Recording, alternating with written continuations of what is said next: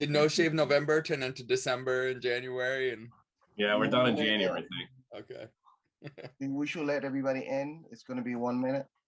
I got everybody. There you go. Thank you.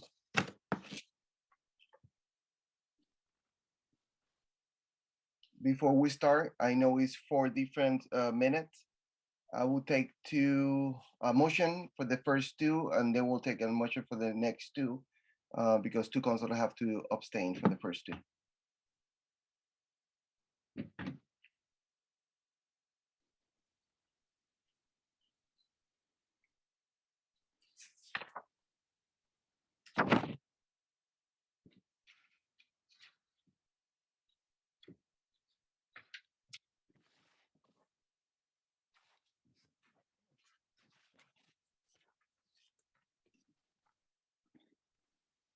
Recording in progress. Good evening. Welcome to the Easthampton City Council meeting for Wednesday, January 19. The meeting tonight is being recorded and broadcast by Easthampton Media on Charter Channel 193 and live streaming on their YouTube channel. All councilors and participants in this meeting are gathering remotely on the executive order by Governor Baker, extended to April 2022, which allow us to do so. I will remind both the member of the City Council and of the public to remain mute until recognized by the president. Also, for members of the public, please remove your camera for the duration of the meeting unless you are participating in public speak time or public hearing. Thank you. This meeting is now called to order. Barbara. Connie Denham. Here. Salem Derby. Present. Omar Gomez. Here. JP Kaczynski. Tom Peak. Here. Brad Riley. Here. Dan Rist. Here. Lindsay Rothschild. Here. Owen Zarrett. Present. Please stand up for the pledge of allegiance. Allegiance to the flag of the United States of America and to the republic which stands one nation, indivisible, with liberty and justice for all.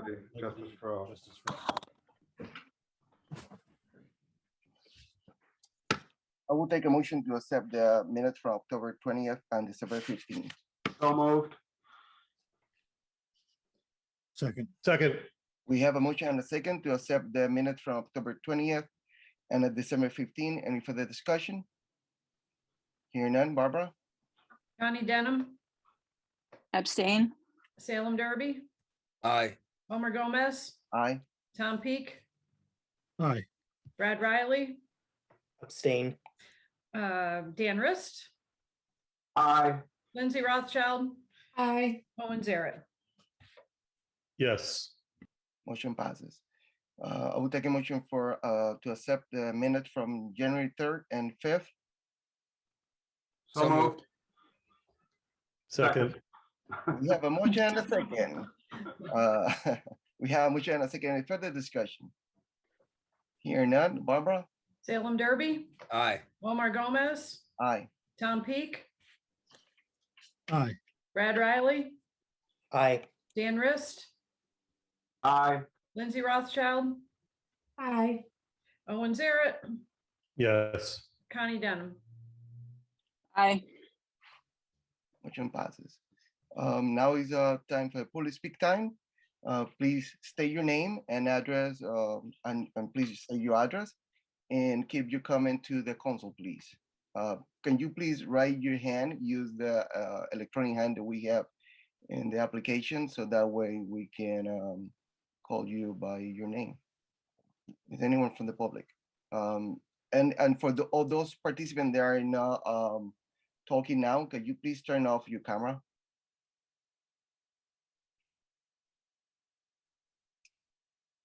Thank you. Deb? Hi. Yeah, I've emailed all of the counselors. I know my name's Deb Friedman. I know my problem is hardly the worst of anybody could have, especially in these times. But I have a couple comments I need to make about this. And it's about these LED lights that have been put on residential streets that are way too bright And several of you got back to me and said, get in touch with DPW. Eversource can do something about the lights. So I 10 days ago, I emailed DPW and they said, yeah, we've got your address and we'll put you on the list for when they dim the lights. And that was 10 days ago. And I called today just to ask if they had some sense of when it would happen. And I was told, oh, it could be anywhere from 5 days to 3 weeks, which that, I don't know how much I believe that. But at any rate, one of the concerns I have is, and I don't know if any of you feel this way, but the person at DPW, when I called today at DPW, person I spoke to made the comment that a lot of people like the lights. And I just want to say that is very disturbing, because this is not an equivalence. Those of us who have our I can't, when I go to bed at night and turn off my light, turn off the light to go to sleep, I want to cry. And I don't think that the people who like the lights were crying because the lights weren't because they didn't have bright enough lights before these lights were put in. So there is no equivalence. And I don't mean to single out the person at DPW, but I want to make sure that nobody thinks there is any equivalence between liking the lights versus being very stressed out about this. And I think the lights should be turned off until they can dim them. That is very much what I would like to see happen. I don't know why we weren't, even asked about them. But at any rate, that was the main thing. I just wanted to express that and express how disturbing these lights are at a time when we're all under stress. To have this additional stress is it's just wrong. So that's it. I think I said everything I needed to say. Thank you very much for your time. Thank you, Deb. I just want to make a comment about that. As Greg Notman, the DPW director, is on the call, and I hope he's taking notes. By the way, I'm one of those counselors who sent an email to DPW. So they know this is happening and they're going to resolve it as soon as possible, I hope. Maddie?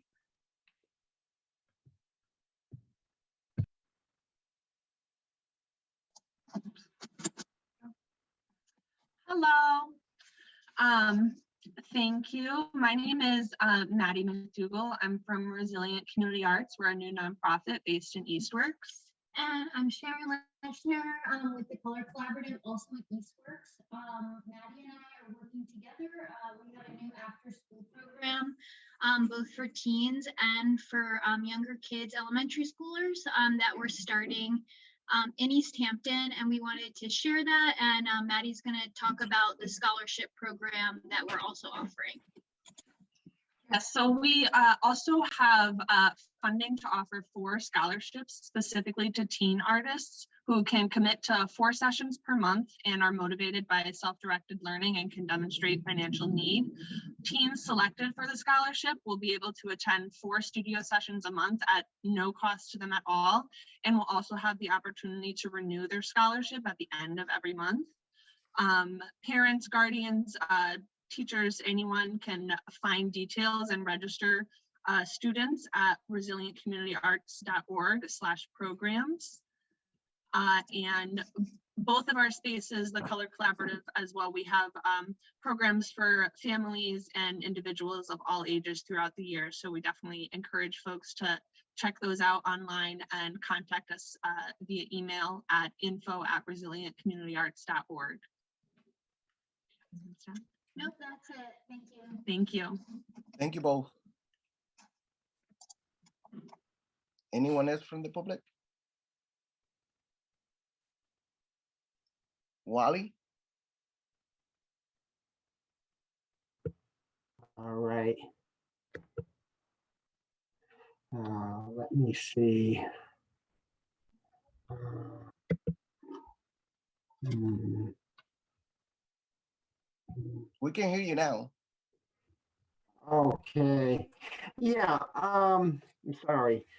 Yeah, my name is Wally Rapolis, and I'm a resident on 1 South Hampshire Street. And back in December in the Gazette, there was an article that I took a great deal of interest in.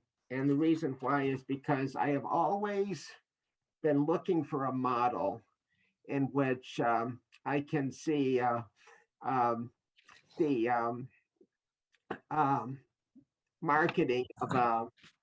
marketing of a municipality in some ways is the same as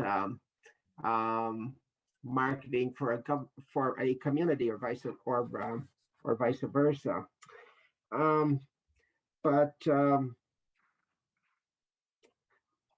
And I already sent this over to Lindsay because she with the mayor have spearheaded this program for innovation ecosystem program.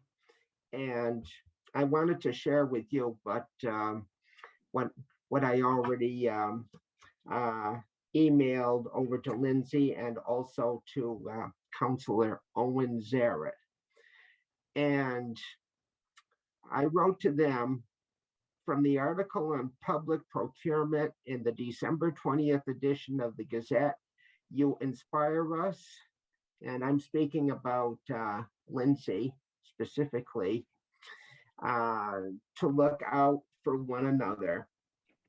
Economic justice becomes the headline once we are given the freedom of a global supply chain to meet our local needs and how best those needs can be fit in our own personal lives.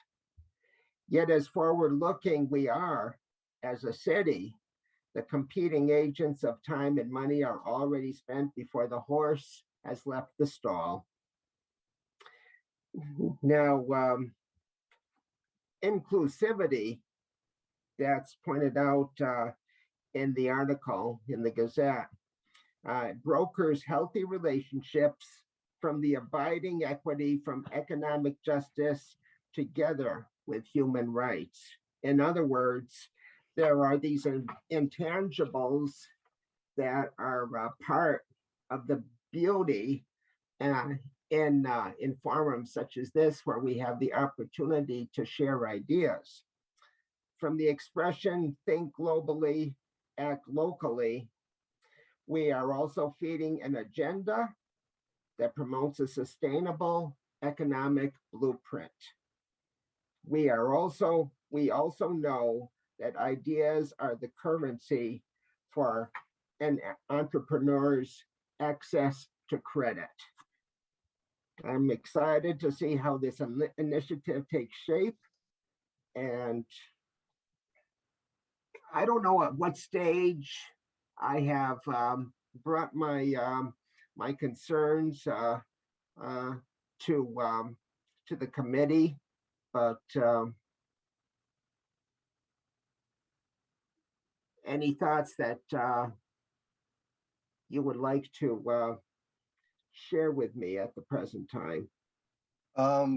Wally, by rules for the open meeting law, we are not allowed to have deliberations if it is not part of the agenda. So what we can do is contact, give us a call, or Owen has your information, because Lazaro have your information. He will share it with us and we will be contacting you. Okay, very good. Thank you, Wally. Thank you very much. Thank you. Anyone else from the public? Seeing none, is 6:13. We have a couple minutes before 6:15. Any communication from the elected official boards or on committees? No. Oh, well, you don't want to take those 2 minutes? President Gomez, I'm going to be speaking a lot during the public hearing, so I'll spare you. All right. No, thank you. corresponding from announcements, President and Vice President communication. Anything from the Vice President? No, Mr. President. And I don't have anything either. So it's 6:14. If I don't see any objection, probably we can start with the public hearing. Move the public hearings be opened. Second. We have a motion and a second to open public hearing. Barbara? Omar Gomez, Aye. Tom Peak. Aye. Brad Riley, Aye. Dan Rist, Aye. Lindsay Rothschild, Aye. Owen Zaret, Yes. Connie Denham, Aye. Salem Derby. Aye.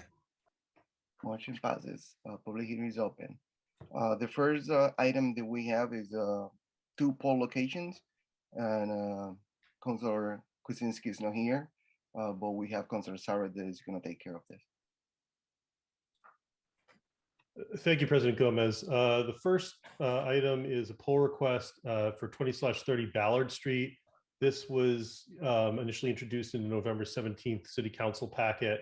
Property met around that time and approved, recommended this poll location 3-0. What this will achieve will be installing a solely owned pole. This is strictly power supply on the west side of Ballard Street, as well as locating 2 new pad-mounted transformers. So my understanding is that this is to allow for utilities expansion for a potential building on that side of the street where there are currently vacant lots. We had recommended this, and a resident came forward who lived on the opposite side of the street with concerns.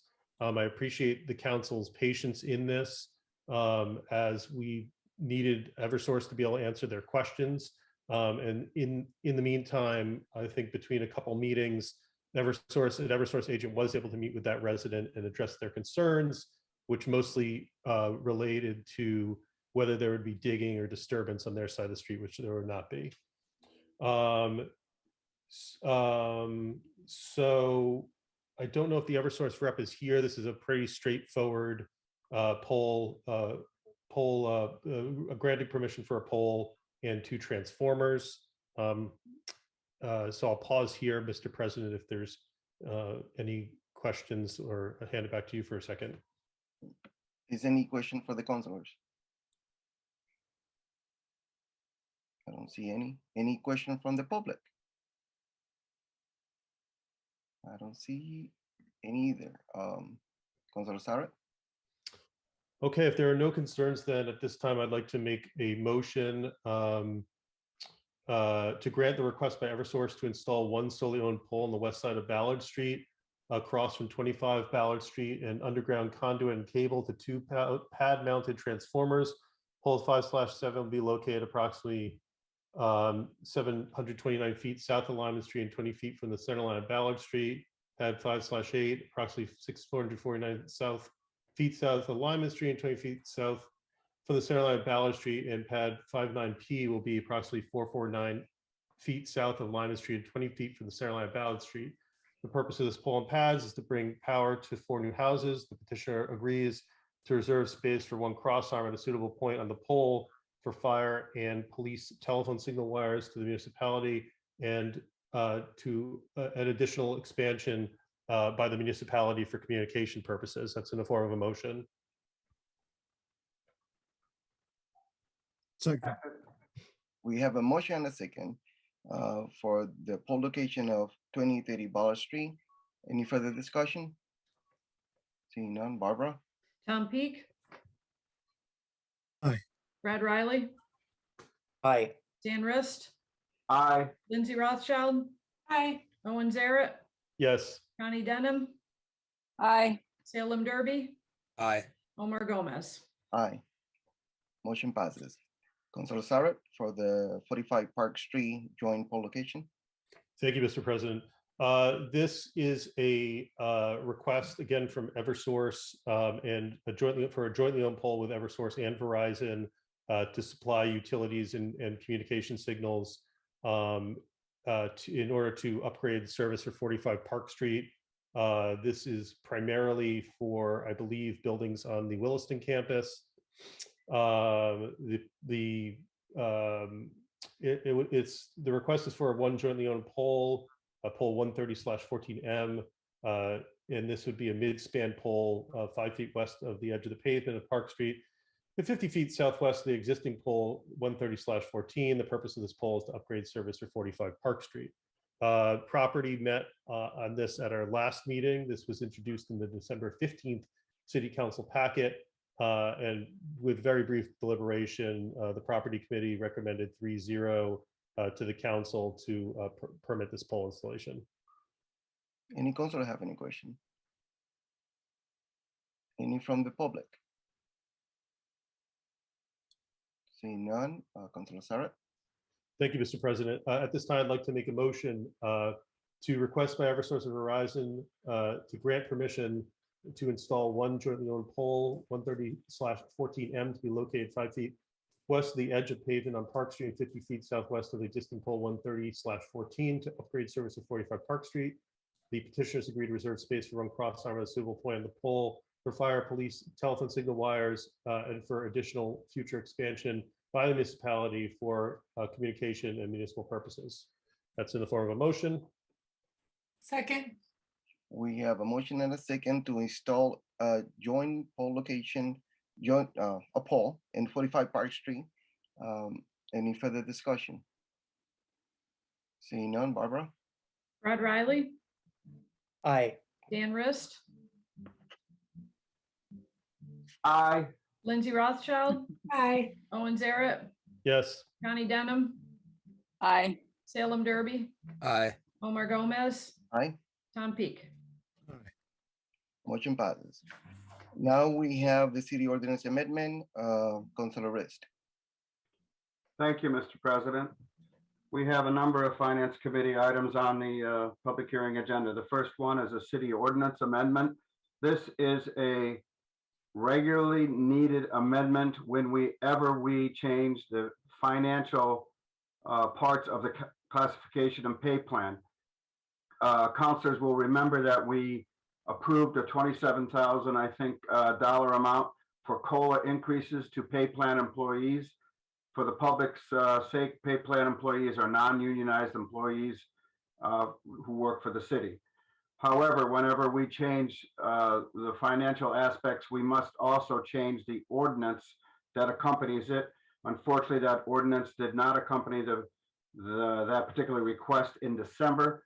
So it is here before us simply as a matter of necessity.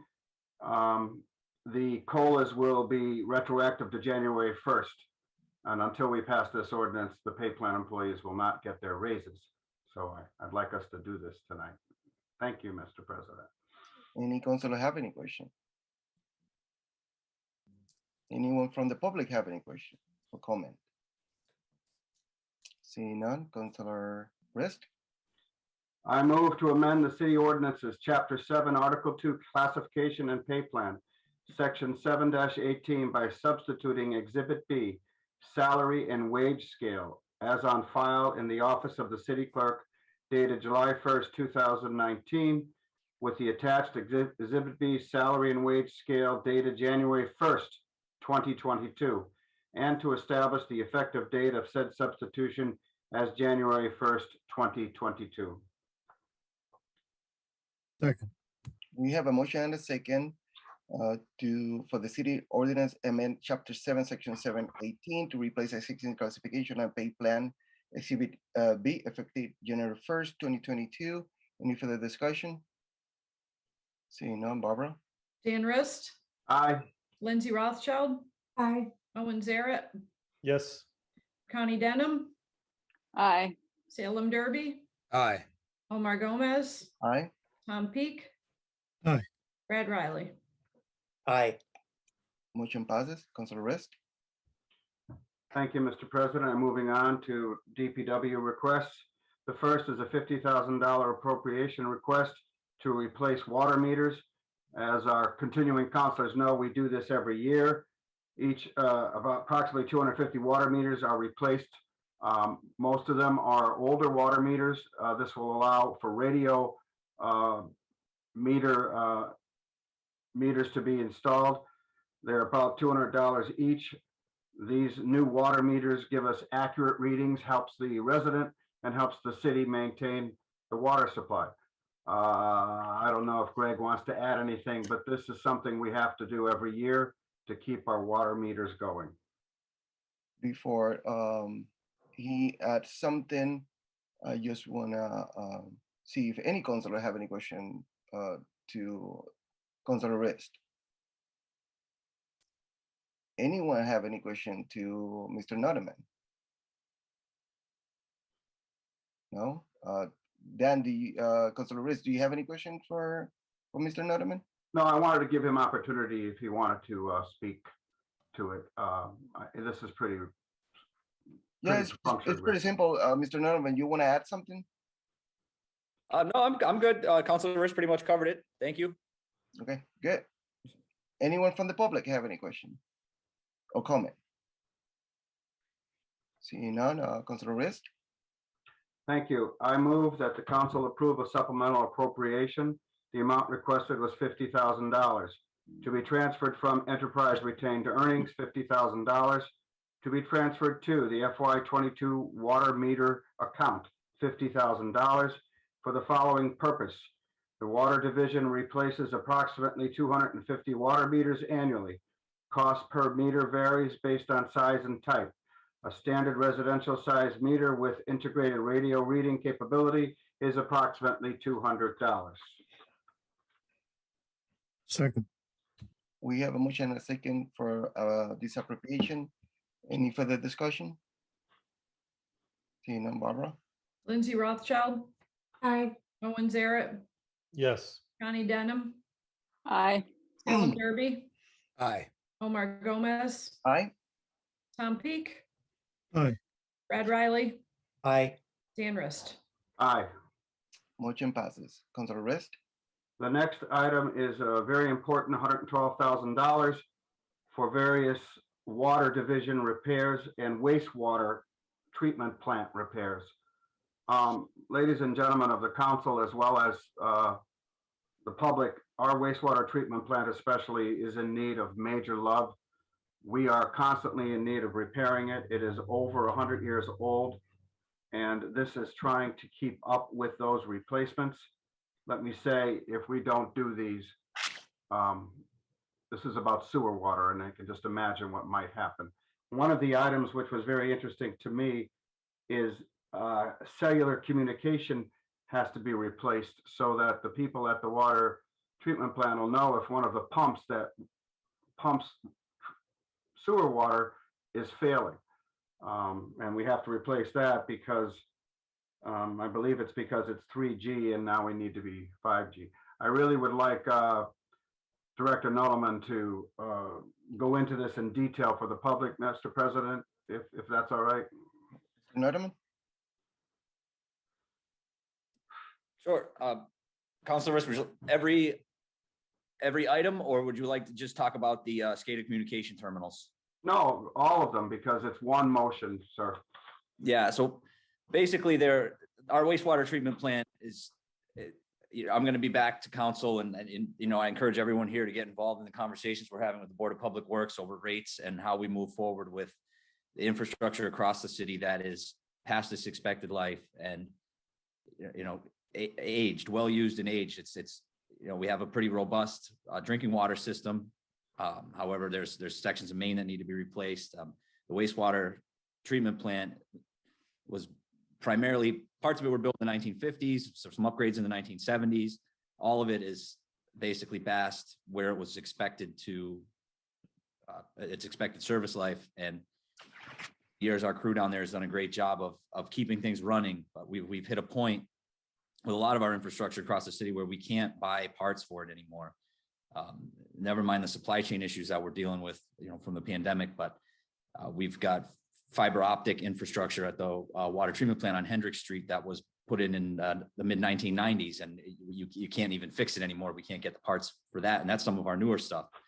So we look at these things that were installed in the 1970s that we're having to have parts custom machined for to keep the essential infrastructure at the wastewater plant operating.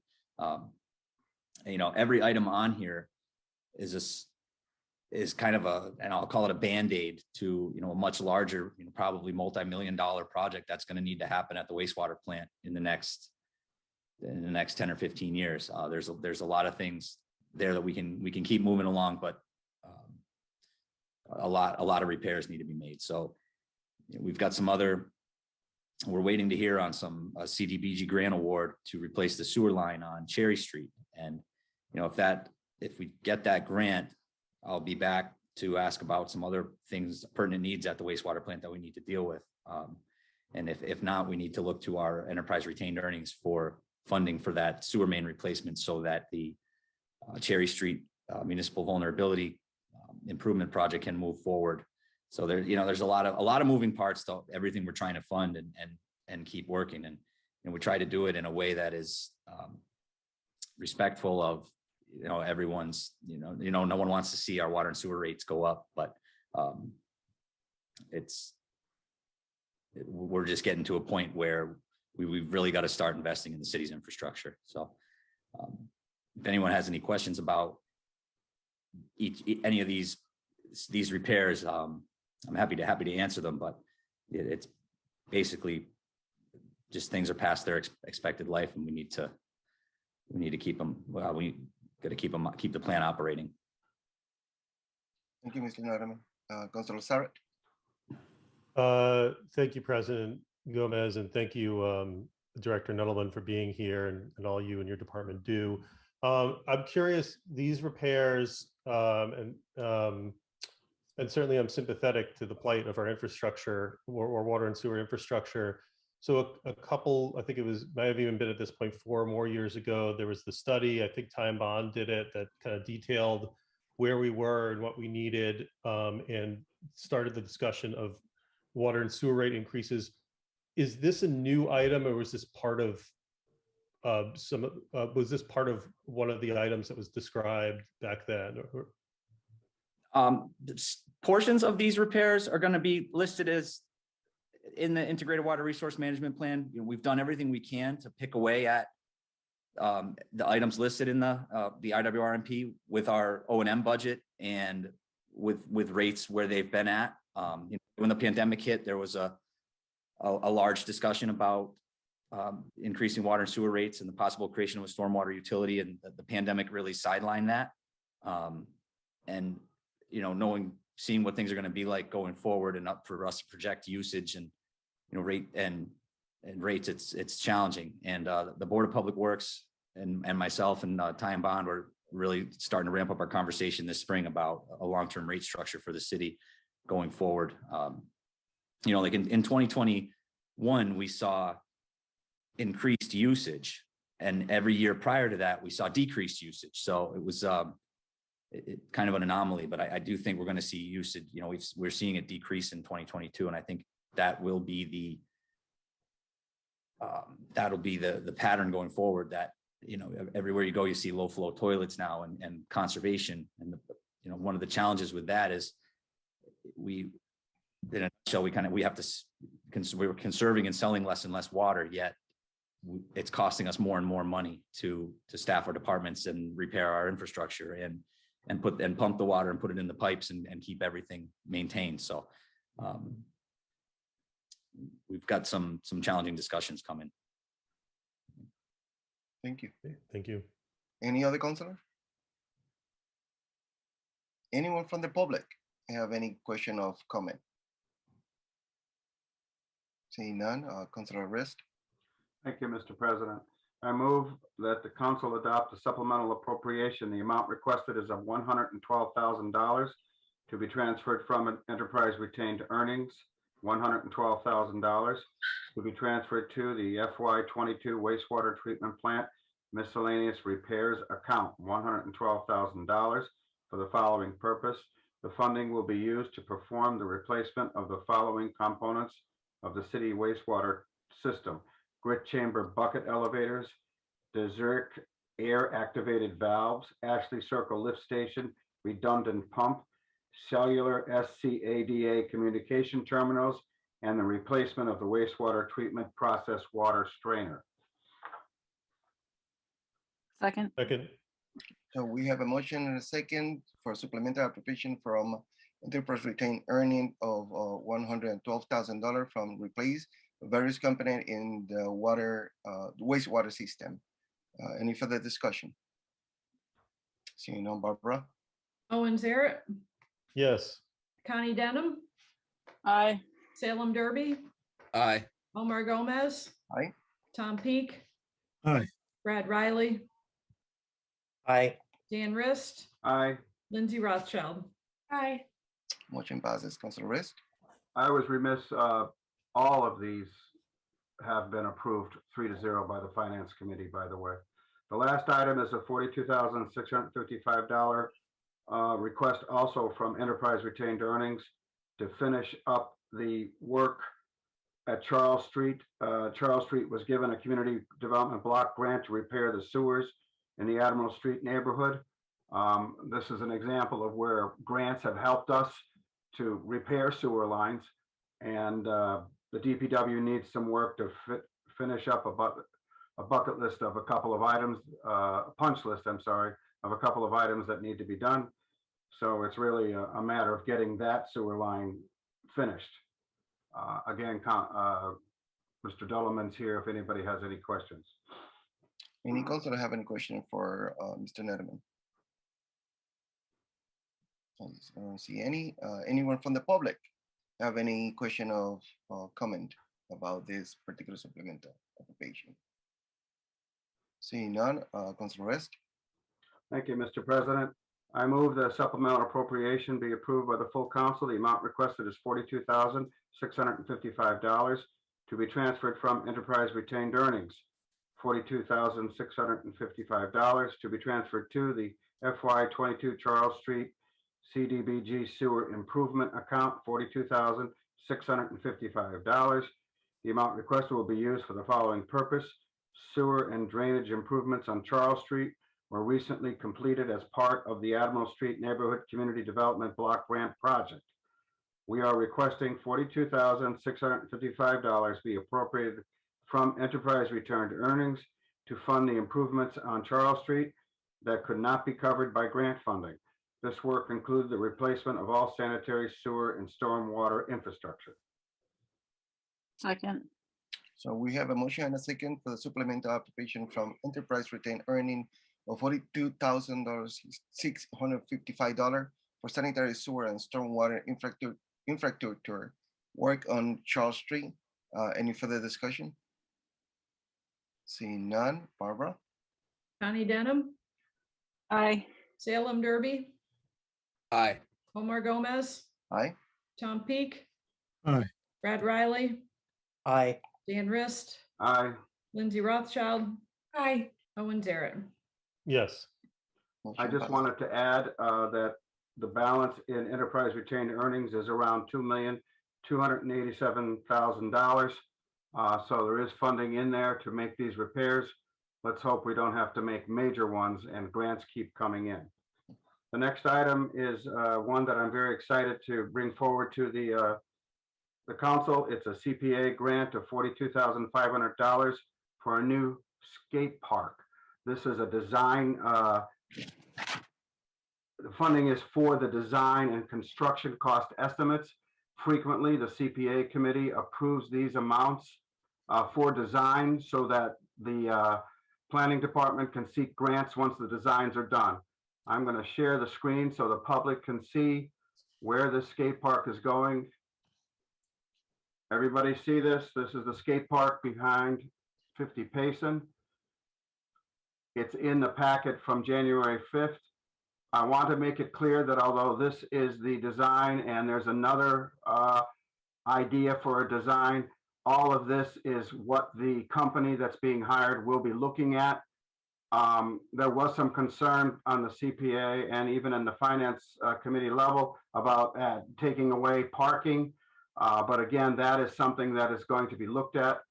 The CPA committee also asked and is going to get part of the design. If you can see in this picture, this is where the skate park might go. This is the connection to the rail trail, making it possible for skateboarders not to have to travel down Payson Avenue to get to the park, but to come from the skate from the rail trail. This connection will also be part of the design. This possible connection to here is in the design, but it is not necessarily something the CPA committee is approving, but all of it, this is all tentative based on the design. I would now bring it to our planner, Jeff Bagg, if he wants to add anything, Mr. President. Before the city planner, any councilor have any question from for Councilor Rist at this moment? No. Do you want to add something, city planner? Pat?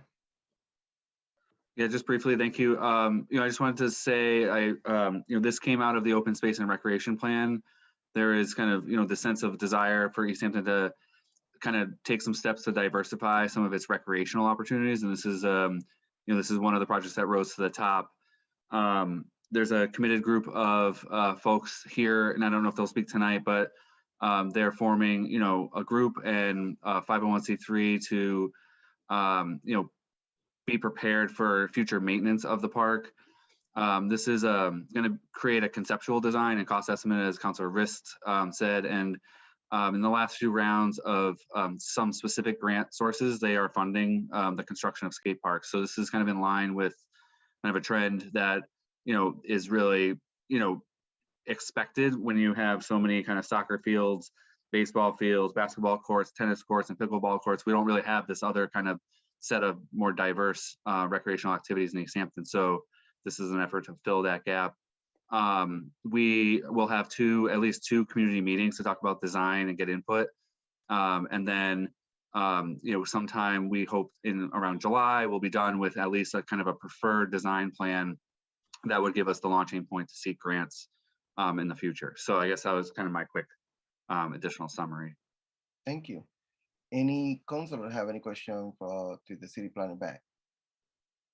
Councilor Sarek. Just more of a statement, Mr. President, in favor of this project. I've had the opportunity to to be involved in some of the discussions around this, and have been able to meet and work a little bit with the group, the Easthampton Skate Park group that's been putting this forward. I just want to commend them for their drive and as well as their organization around this.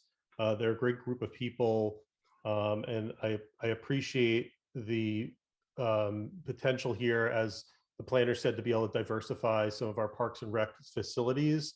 Obviously, one of the ongoing issues here is always the shoestring budget of our parks and rec, but it's a good way to highlight that we need to consider expanding some funding from them. Unfortunately, skate parks, relatively low maintenance, and these folks have done a great job, already have raised a few $1,000s. As you're aware, we have a donation account.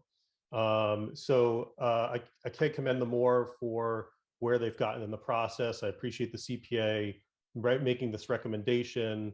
I think it's also okay to say too that the group is also very fortunate that there's been Senator Vilas has been kind enough to earmark some state funds, I believe $15,000 for this project as well. So kudos all around, and looking forward to continuing to see this progress. Thank you, Councilor. Councilor Riley. Yeah, I also just wanted to put some support out there for these individuals.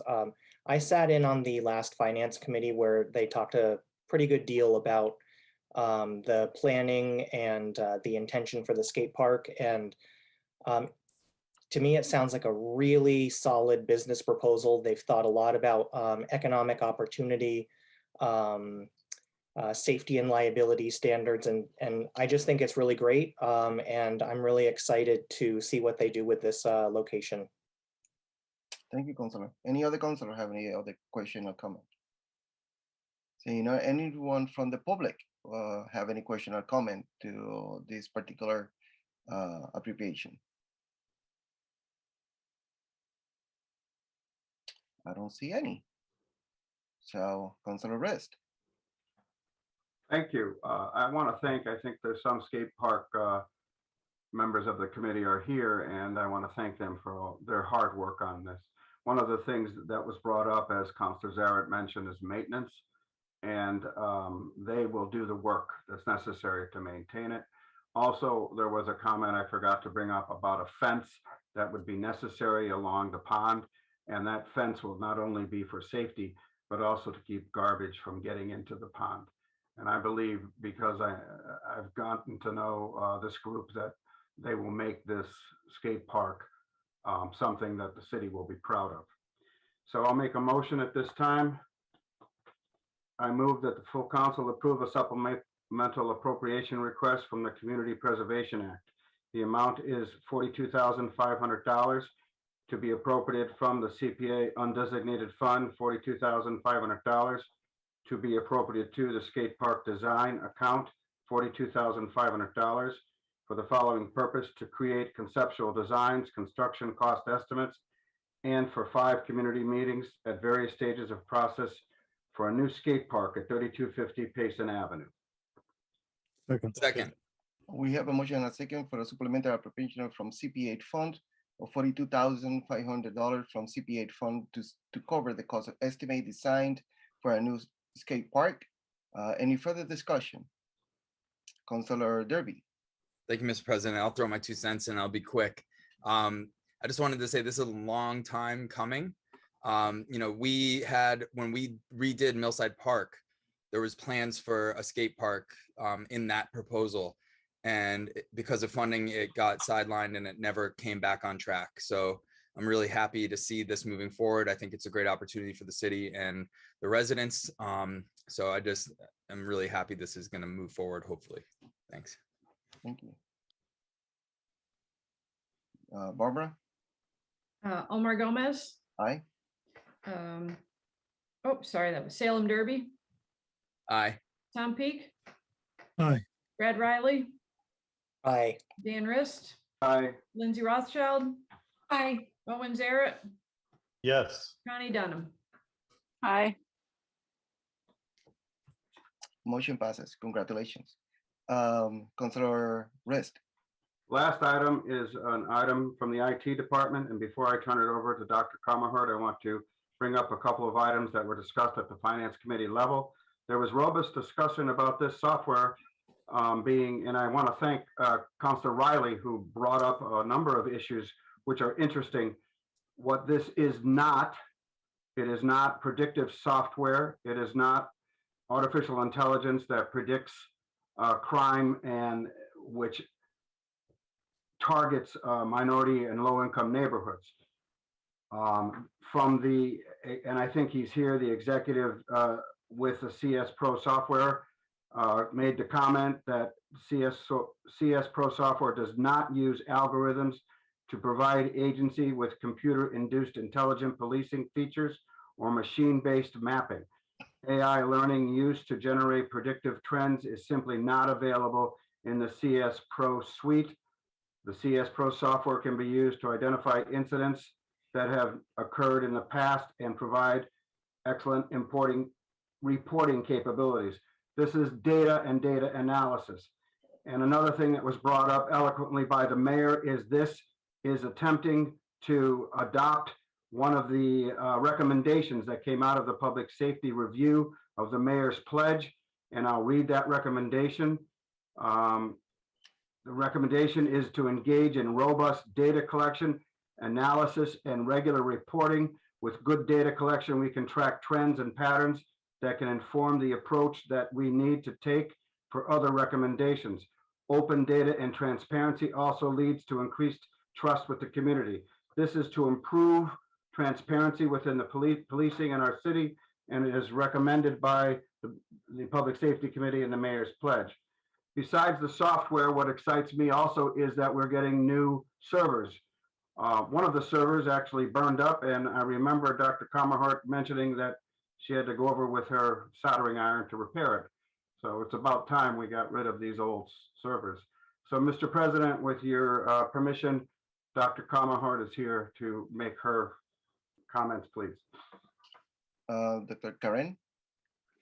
Yeah, so when DPW was talking about the end-of-life systems, I think we are in the same situation with police. We have a system that has reached end of life, and we are not putting a Band-Aid.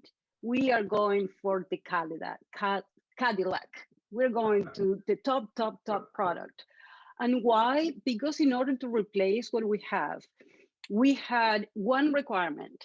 We needed a system as the current system able to talk to other stations across Massachusetts. All police officers across the state using this system that we're currently using the majority share information. So that was our requirement. And we are excited to see that Central Square is the company that, and Dennis is here and he can talk more in detail about this company, bought the IMC company that we had, put more resources into it, and now offer this top of the line system. Why do we selected them? Is because of data transfer. They know our data, they know where it is hosted. We trust that all the transfer of data is going to be easy. You know, we have to preserve records, so we can't go with a company, or it's risky to go with a company that doesn't understand our database. So that was my concern. We need to go with a company that we trust is going to take care of our data. And the package that they offer is not only the software, is the servers that they are requiring us to have, top of the line, nothing that we buy in Amazon, and the training. They are going to walk us through the training and put a project manager to help us move forward. Any consultants have any question? Councilor Rothschild? I guess, well, congratulations on getting the funding, and I know that we're in need of this technology. My question is around the human side of it in terms of, I'm glad to hear there's training that comes with it, but who's going to be responsible for working with this system? Who's going to make sure that the community gets the benefit from it as well? Because that was also part of the mayor's pledge, that there's a third party that's involved in terms of getting the community benefit from it, to analyze it and share it out with the community. So I want to hear how it's connected to that piece. Thank you. Doctor? In the technology piece, that was an important component. Part of the system is the portal with public access that provides all this information that we're looking for to the public, transparency. So the technology is there. We just need to implement the system, but the technology is there to be transparent, to include the public. So this is the system that we wanted.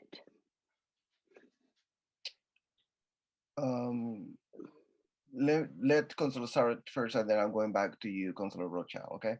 Councilor Sarrett.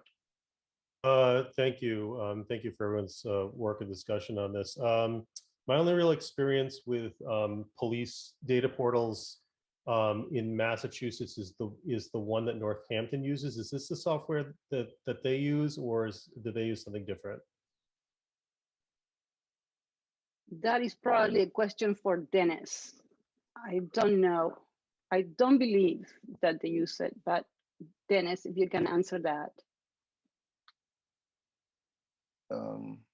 Is Dennis here? Maybe Chief Albury will know.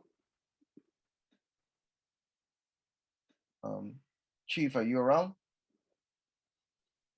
I am indeed. Good evening. Yeah, good evening. I'm not sure what the portal that Northampton PD uses. I think Dennis could probably speak to that. I see he's looked like he was unmuted there, but I'm not sure what they're using. I know that this is, I would guess that they're not using this, because this is certainly state of the art and newer technology than Northampton's had. They've had their portal up for quite some time, but I'd rather Dennis speak to that. Dennis?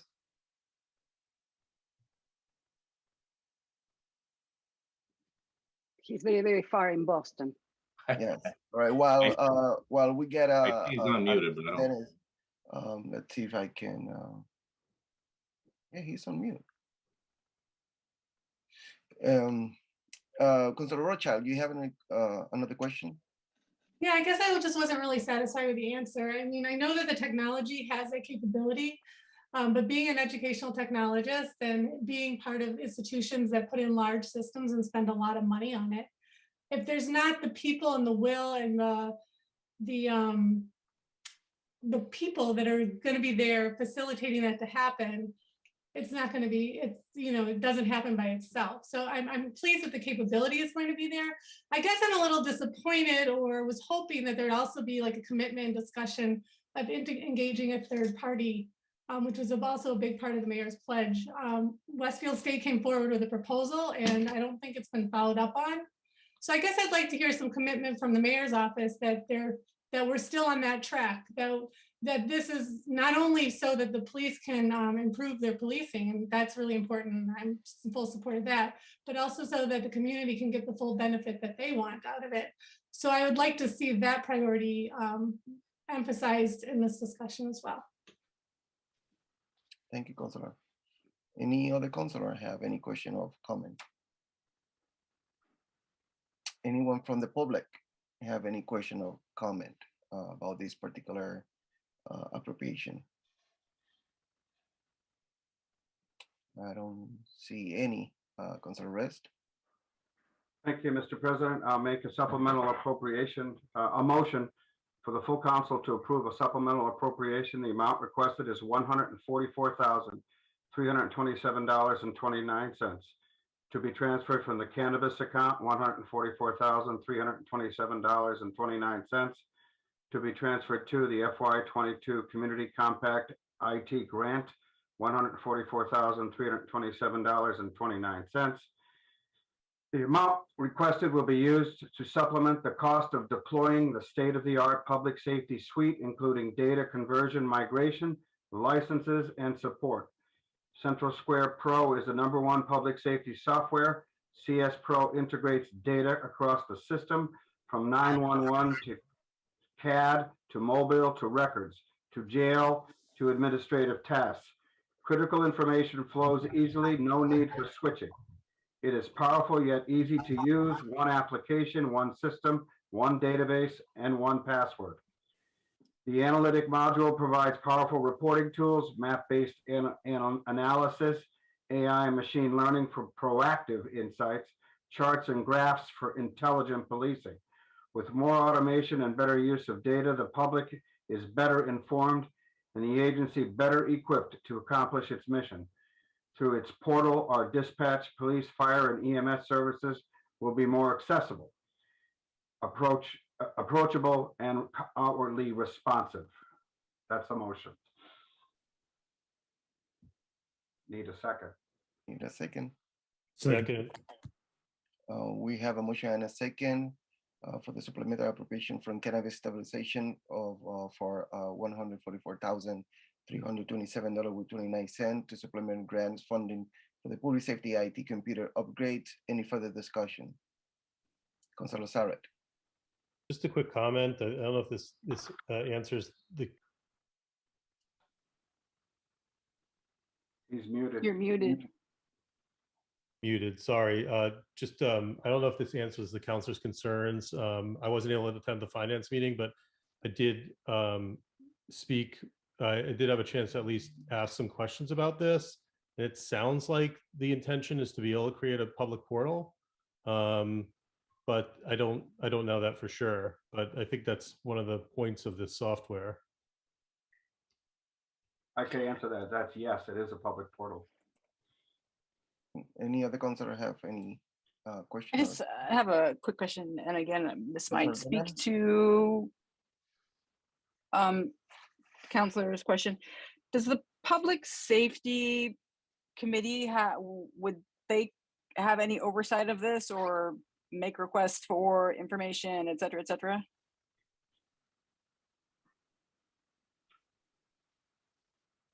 Mr. President, if I may. Councilor Rest. That can happen if the Public Safety Committee makes a request through the full council to have a report on the software and how it's being used, as it is done for like the fire department. It just needs to go through process. So if the Public Safety Committee wants to have those regular reports, that's up to the committee, I believe. Thank you. Councilor Sarek. I could speak as chair of the Public Safety Committee, and to follow kind of the precedent that you set, Mr. President, that the goal this term will be to have regular meetings with all of the departments involved in public safety, and to kind of develop some standards for reporting. And I think with this new software, this will only make more robust our ability to have those conversations, view those reports, as well as, I think, taking some burden off of the police department, in the sense that it will be much easier now with a non-antiquated system to be able to produce these quickly, as well as, at least from my understanding, again, the public to engage with it. So that would be my plan to address the full council, as well as Councilor Denham. I don't know if we're straying too much outside of the purposes of this discussion, but I can answer that question. Councilor Peak. Yeah, I would just say, the vote that we're taking tonight is going to be about whether or not to approve the funds to, to purchase the software. And on that, I'm definitely a yes, very much so. I do think that the information that we got about the capabilities of the software are encouraging. I would just say that and it sounds like Councilor Zaret sort of said that, I don't need to worry too much about this, and maybe my comments are a little bit redundant, but just this sort of big purchase for something like this, I think, in terms of how the community benefits from it and how the city benefits from it and whatnot, I would expect like sort of an ongoing conversation, and for public safety and the rest of the council, as well as the IT department, and the police and the mayor's office and the community, to be involved, because I suspect that, as we come to understand the capabilities and limitations of the software more, whatever our first try, whatever it looks like at first, practices might change over time.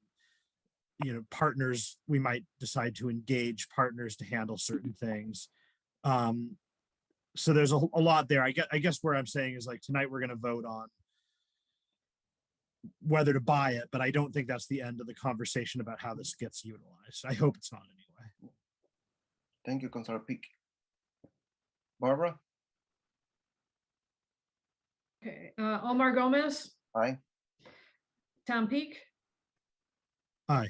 Brad Riley, Aye. Dan Rist, Aye. Lindsay Rothschild, Aye. Owen Zaret, Yes. Connie Denham, Aye.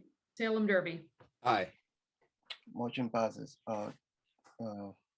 Councilor Sarek. Thank you, President Gomez. I'll try to be as succinct with this as possible, although it's somewhat of a bulky conversation. So as everyone is aware, certainly within the council, as well as if you read the answers to the ever-present questions on Facebook when Union Street is getting paved, that there is a large infrastructure improvement plan coming with Union Street and the Union Street TIP project. In order to accomplish that, there are easements that need to be granted and taken. The city does have eminent domain. And in order to do so, we need to approve of the mayor being able to enter into negotiations, or to make the order of taking, to take those easements. And in the case of some of the property owners, we have to offer fair market value for those. So the item before us has a few components. One is to allow the mayor to grant the mayor the ability to go forward with the order of taking. And the order of taking is basically, again, just property that we need for easements. There are both temporary 5-year easements as well as permanent easements.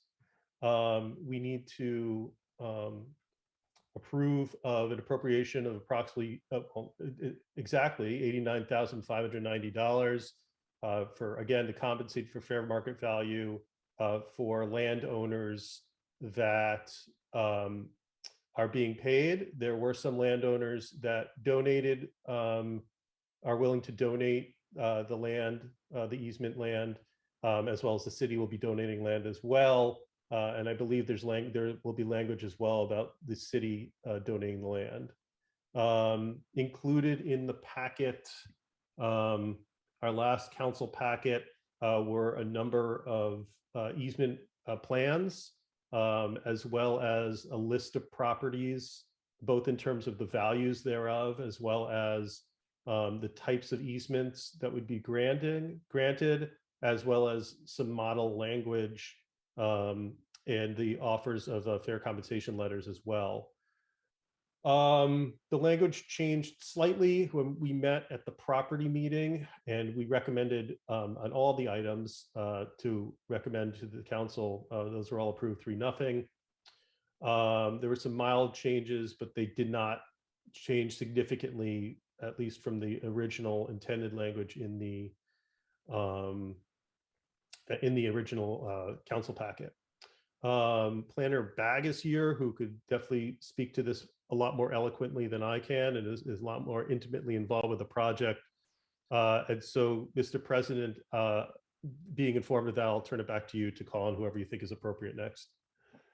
Councilor, City Planner Bag, do you want to give us a brief history about this project and what we're doing tonight? Yeah, thank you. I thought Councilor Zarrett did a great job. I think it covered all the elements in the packet and all the elements that, are in front of the council. This goes back all the way to 2015. There was a study done on Union Street to conceptualize what it could look like. Time has passed. In 2018, in June, was the first time that we met with property owners to review the plans. And then in January of 2020, through Mass DOT, the 25% design public hearing was held upstairs at Town Hall. It's full, the full house back then. And since then, the city's consultant, which is VHB, myself, the city engineer, Dan Murphy, who's here, and then the city attorney, Mark Tanner, who's also here. As a team, we've all been kind of going through these steps that are all pretty rigid, dictated by Mass DOT. So from 25, it goes to 50%, 75, and 100% design. And at 100% design was back in around May. And at that juncture was when we made contact by certified mail to all the property owners on Union Street. And then as recently as of December 9th, the property owners again were notified and certified by certified mail of their appraisal, the easement plans, and then the fair market offer. That leads us to today. There's a table in the packet that articulates, which owners are getting compensated and by how much, and that's the $89,500. I did want to take a second to acknowledge the people who did donate, because I think it's just important that they. It's not that the other property owners did not appreciate the project, but the donations is a helpful thing for the city. It has reduced the cost of this project, and so those include Charles Edward Realty Trust, the Easthampton Chamber of Commerce, the Easthampton Congregational Church, Easthampton Mahadev, Easthampton Savings Bank, RAB Holdings, Center for Human Development, and Williston.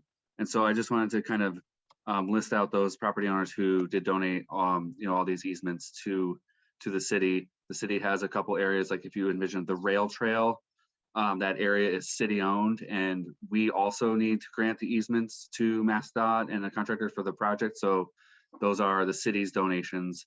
There's a couple other areas, but that's the idea. I think the last thing I just wanted to say is that in the December 9th mailing to property owners, this hearing day and time was listed for those people to attend and potentially ask questions or clarify anything. But in terms of a critical path, someone asked me recently is if something's imminent. And so in action tonight, is intended to kind of queue us up to hopefully get the project out to bid in March. So imminent being tonight, between now and March, we hope to get the project out to bid. And then, if we can stay this course, construction, what we're being told, the best information we have is that we would start construction maybe late spring or early summer.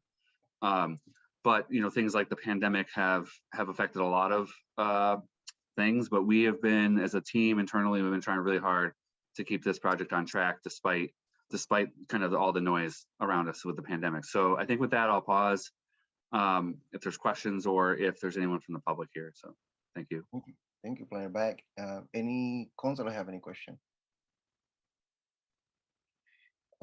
I do have one that I made at the Properties Committee meeting, and that I found interesting. That the easements is going to be for 5 years instead of 2 or 3 years. Is any particular reason why it's going to be for 5 years and no less? Yeah, so when we answered that question for property subcommittee, it was really a Mass DOT requirement. So we are at their, and it's been a collaborative process, but we are at their mercy. So that's their standard requirement for these temporary easements. And the general idea is that we should be done much sooner than 5 years, but in the event that there's a remaining piece of a project that gets delayed, or there's that last punch list item, if we don't have that easement still in place, technically we would have to go back all the way through this whole process again and start over. So I think it's like that safety measure. And it's 3 different type of easements, right? Correct. Yep. The temporary, sidewalk replacement is the example. So the sidewalk in front of a store will be removed and replaced.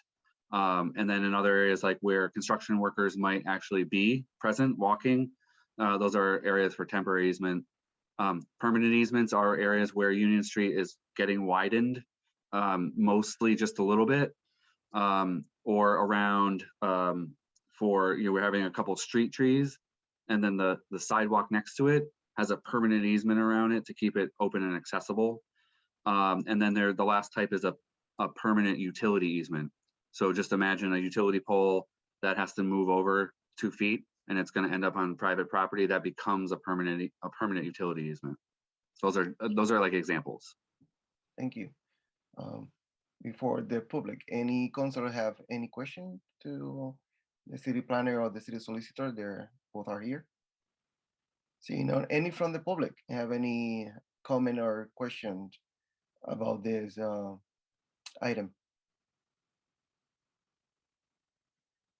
Look where to see.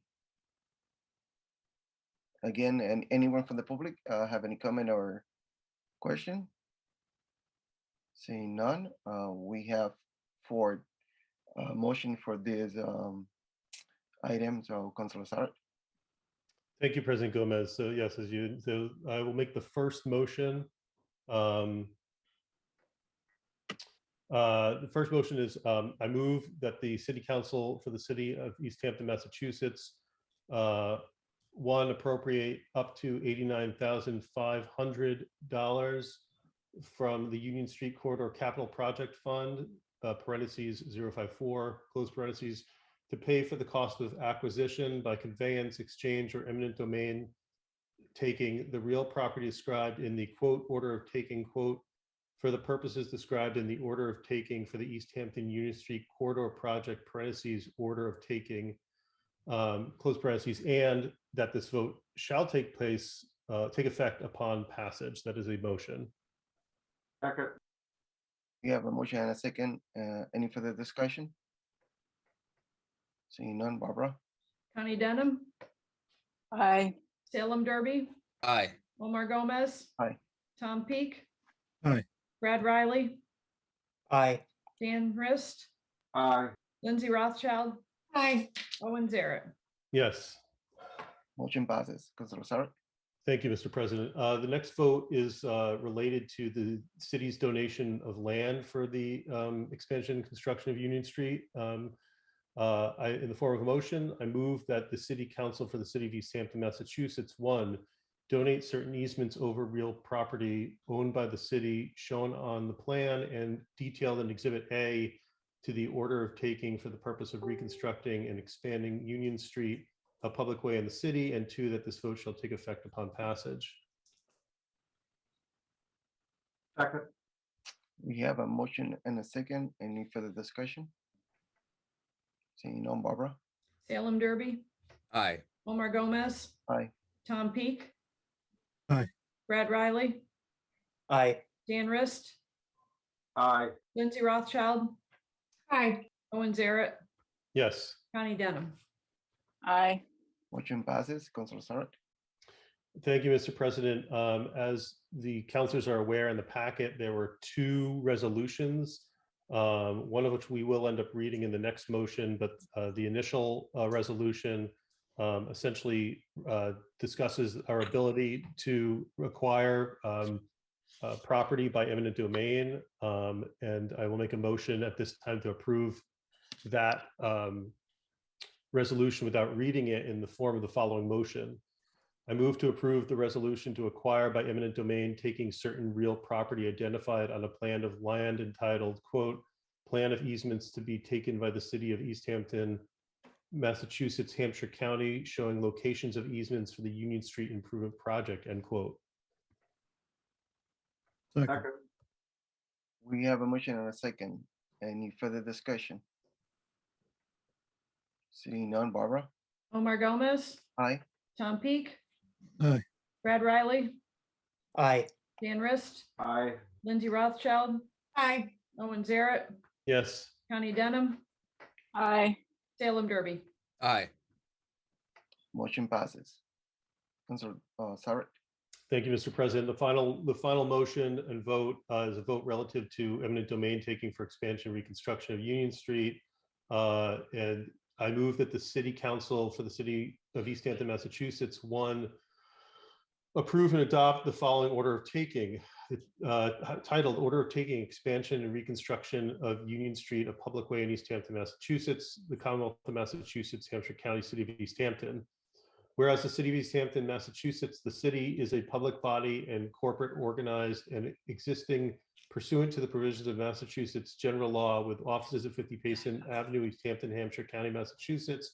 And whereas Chapter 40, Section 14, Chapter 79, Section 1, and Chapter 82, Section 24 of the Massachusetts general laws and other applicable statutes, and of any and every power and authority to it granted or implied, and the charter for the City of Easthampton, the city has the power to purchase, lease, take by eminent domain, or otherwise acquire real property or any interest herein. And whereas accordingly, the city desires to expand and reconstruct all or portions of Union Street as shown on a plan of land entitled, quote, Plan of Easements to be taken by the City of Easthampton, Massachusetts, Hampshire County, showing locations of easements for the Union Street Improvement Project, end quote, dated December 17th, 2021, recorded in the Registry of Deeds for Hampshire County, Massachusetts, which plan is expressly incorporated herein by reference. And whereas the city has determined that, consistent with the valid public purposes described above, it wishes to acquire an interest in certain real property shown on the plan as further identified in Exhibit A attached here to it, incorporated herein. And whereas appraisals of the property to be taken have been completed in compliance with MGL Chapter 79, all the relevant and applicable laws. And whereas approval to acquire said land and an appropriation of the necessary funds has been made by the City Council of the city. Now, therefore, it is ordered that acting through and under above cited authority and pursuant to the powers set forth in those acts, charter, and statute, and any other authority thereunto enabling and pursuant to the provisions of Chapter 40, Section 14, Chapter 79, Section 1, and Chapter 82, Section 24 of the Massachusetts General Law, and the Charter for the City of Easthampton, other applicable statutes, and of any and every power and authority to it granted or implied, the City of Easthampton hereby takes for the above stated purposes the interest in certain real property shown on the plan and as described in Exhibit A, attached hereto and incorporated herein by reference, reference as taking. All land is owned or supposed to be owned by the individual identity specifically identified in Exhibit A under the heading owner, attached hereto and incorporated herein. If the name of the owner is not correctly stated, the name of the supposed owner being given as of this order of taking is understood that in such instance, the land referred to is owned by an owner or owners unknown. All land is taken either in fee simple or by way of permanent or temporary easement, as specifically identified in Exhibit A under the heading, quote, interest taken, end quote, attached here to and incorporated herein. No betterments are to be assessed under this taking.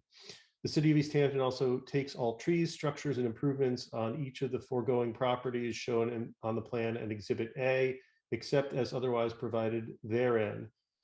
Exempting from the rights taking from the real property identified on the plan in Exhibit A are all easements for wires, pipes, conduits, poles, and other appurtenances for the conveyance of water, sewer, gas, oil, steam, electricity, and telephone communications and other utilities now lawfully in or upon the land.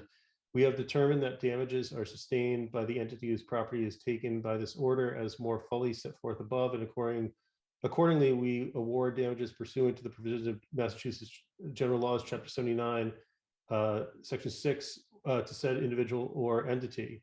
It is further ordered that a representative of the city of Easthampton shall record this order of taking and a clerk's certificate documenting the due execution of the taking vote of the city council in the Hampshire County Registry of Deeds in Northampton, Massachusetts within 30 days from its final passage, and shall notify the treasurer and collector of taxes in the city of Easthampton of this taking according to MGL Chapter 79, and shall cause notice of the taking to be given to all purposes entitled hereto, and do all things necessary for validity of this order. 2, we will award an eminent domain damages for the properties affected by the order of taking in the amount detailed in Exhibit A to the order of taking. 3, accept the donation of certain real property rights by the record owners of properties affected by the order of taking as described in Exhibit A to the order of taking. 4, authorize the mayor of the city as necessary to enter into all agreements and execute any and all instruments relative to taking of the real property described in the order of taking as may be necessary on behalf of the city to effectuate said eminent domain takings. And alternately, to the clerk of the city council is authorized to execute any and all instruments relative to the taking of property as may be necessary on behalf of the city to effectuate said eminent domain taking. 5, authorize the mayor of the city or her representative to record the order of taking and a clerk's certificate documenting the due execution of the taking of this vote of the City Council of Hampshire County Registry of Deeds in Northampton, Massachusetts within 30 days from its final passage, and thereafter notify the treasurer and collector of taxes of the City of Easthampton of this taking in accordance with MGL Chapter 79, and shall cause notice of the taking to be given to all persons entitled hereto, entitled thereto, and do all things necessary for this order. And 6, that this vote shall take effect upon passage. That is in the form of a motion. Second. We have a motion and a second. Should I repeat that? We have a motion and a second. Any Can further you read that discussion? again? Any further discussion? Seeing no, Barbara? Tom Peak, Aye. Brad Riley, Aye. Dan Rist, Aye. Lindsay Rothschild, Aye. Owen Zaret, Yes. Connie Denham, Aye. Salem Derby, Aye. Homer Gomez. Aye. Motion passes.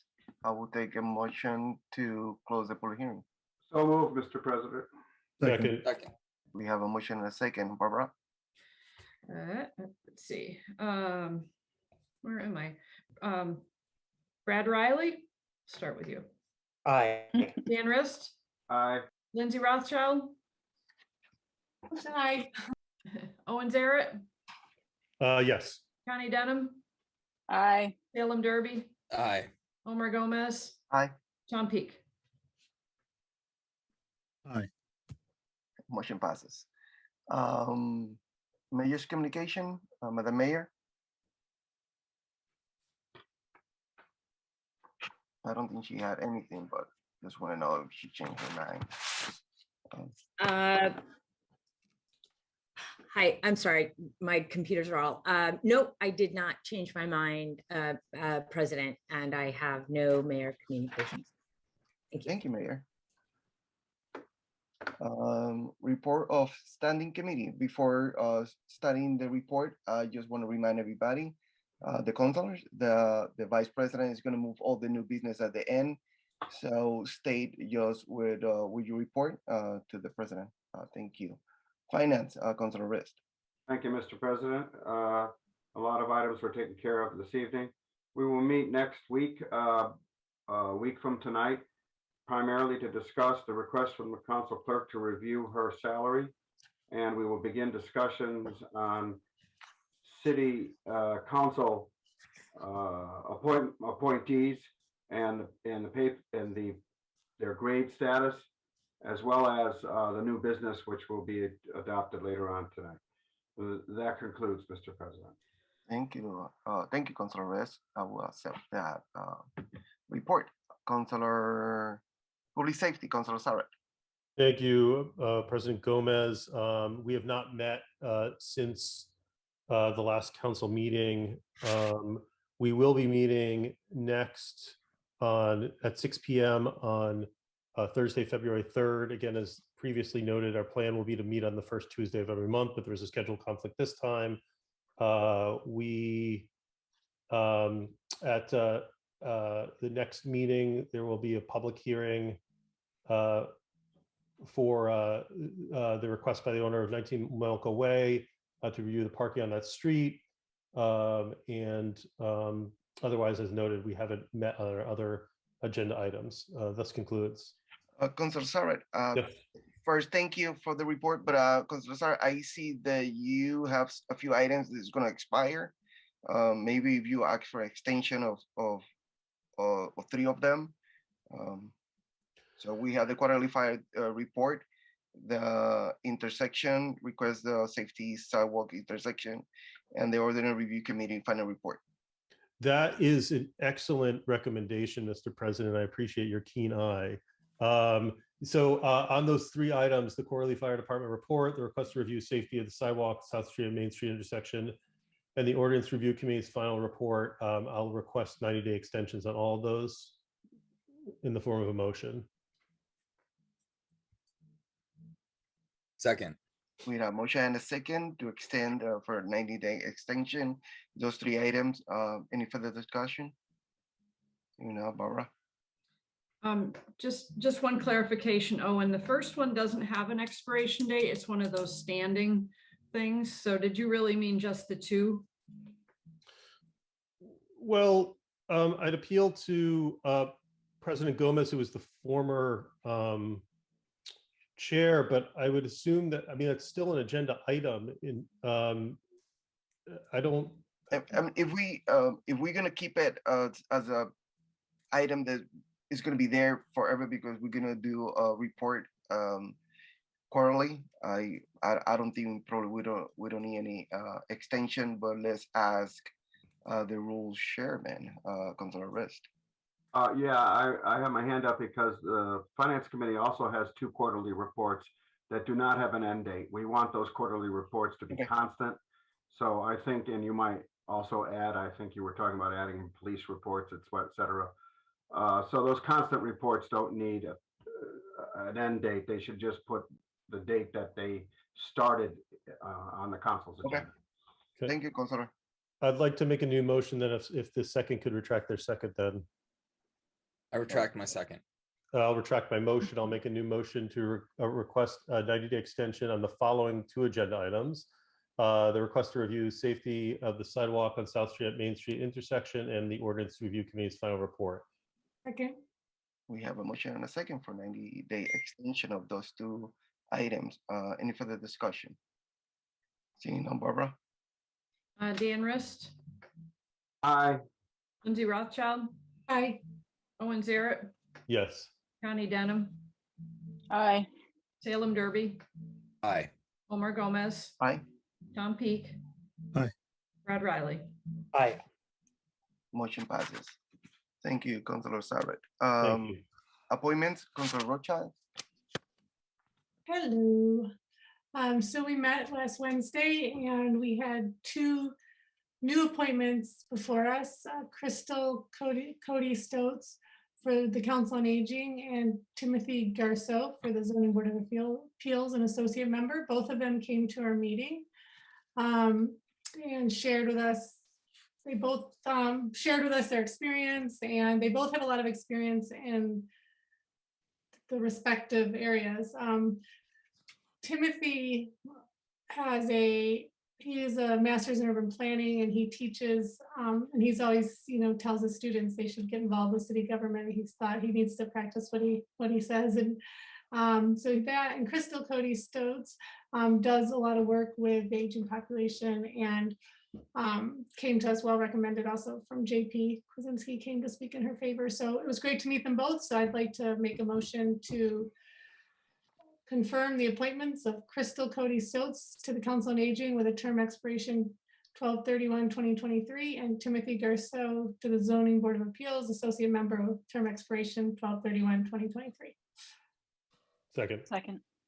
Having a motion and a second for the appointment of those two members with the expiration term of 2023. Any further discussion? Seeing none, Barbara?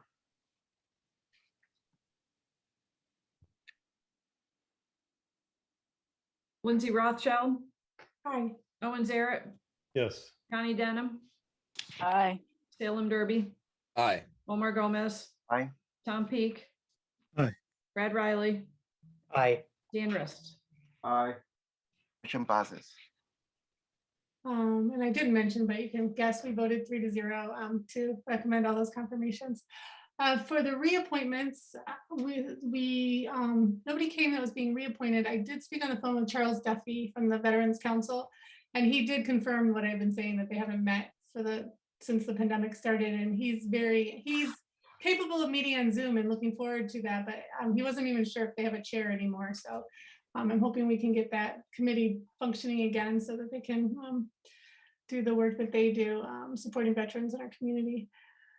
But we're happy to support the continuing work of all the members that are up for reappointment. The only one I'm going to not be asking for your vote to confirm is, was it Bryce?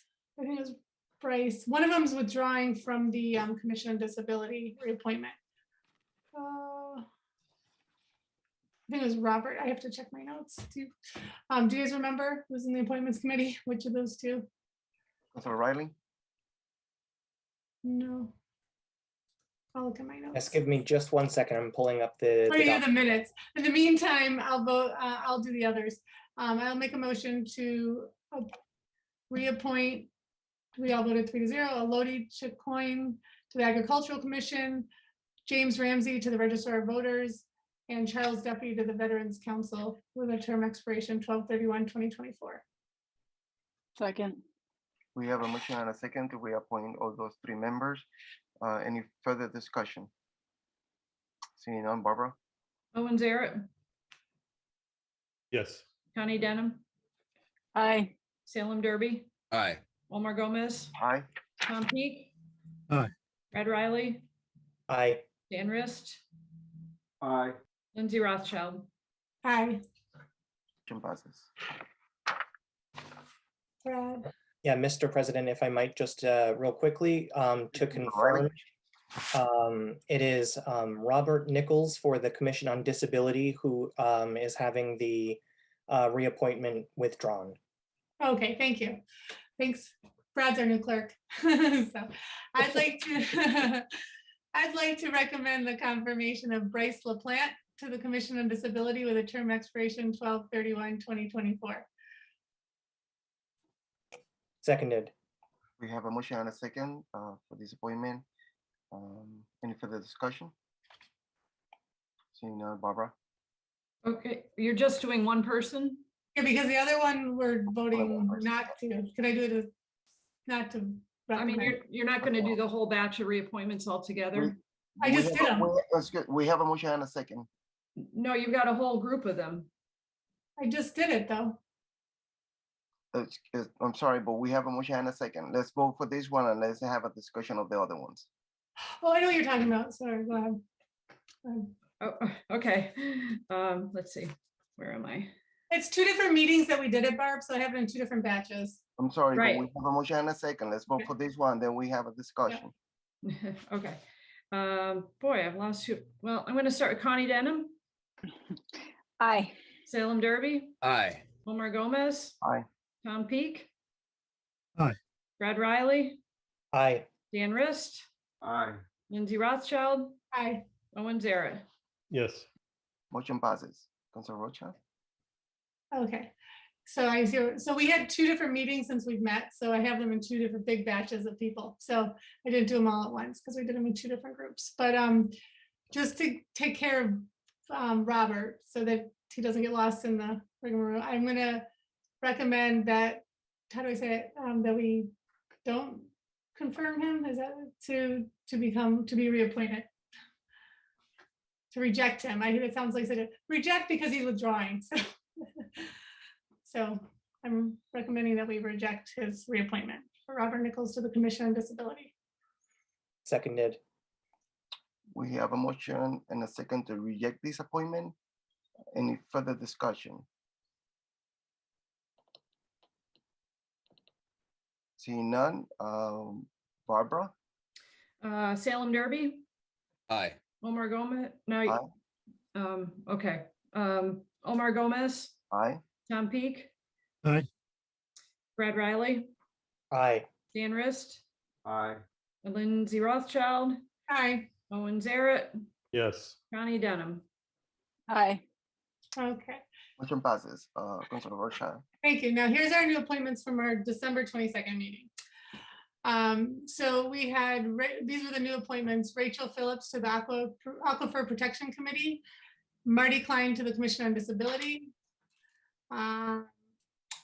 Ebenezer Afari Kuma to the Community Relations Committee, and John Pepe to the Energy Advisory Committee. All of those with a term expiration 12/31/2024. We recommended all of them to be confirmed 3-0 from that committee. So I make a motion that we confirm them. Seconded. We have a motion and a second to confirm those appointments for the expiration of 2024. Any further discussion, Councilor Sarek? Thank you, Mr. President. I just wanted to really quickly speak to Rachel Phillips' appointment to the Aquifer Protection Committee. As some of you may know, this committee has not met in some time.